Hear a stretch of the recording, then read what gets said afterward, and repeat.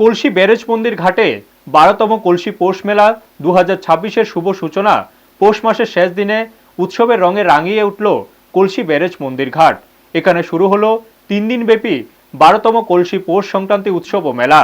জোলাইবাড়ী বিধানসভার বিধায়ক তথা মন্ত্রী শুক্লাচরণ নোয়াতিয়া আনুষ্ঠানিকভাবে প্রদীপ প্রজ্বলনের মাধ্যমে মেলা শুভ উদ্বোধন করেন।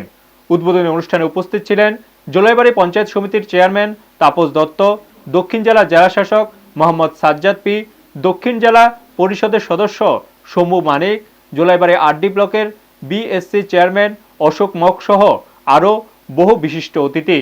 অনুষ্ঠানে বক্তব্য রাখতে গিয়ে মন্ত্রী শুক্লাচরণ নোয়াতিয়া বলেন, পৌষ সংক্রান্তি বা মকর সংক্রান্তি হল গ্রাম বাংলার একটি প্রাচীন ও ঐতিহ্যবাহী উৎসব।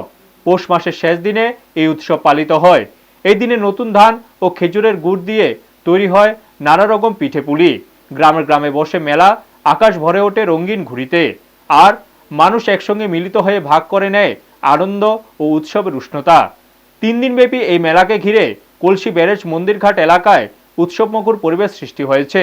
স্থানীয় মানুষ থেকে শুরু করে দূর দূরান্তের দর্শনার্থীরাও ভিড় জমাচ্ছেন এই ঐতিহ্যবাহী পৌষ মেলায়। ব্যুরো রিপোর্ট, নিউজ তৎকাল 24। আমাদের কালচার আমাদের ট্রেডিশনাল যে কালচার সেটাকে ধরে রাখার জন্য সরকার পজিটিভলি ভাবে কাজ করছে এবং টিআরআই রাজ্য সরকারের ট্রাইবাল ওয়েলফেয়ার ডিপার্টমেন্টের টিআরআই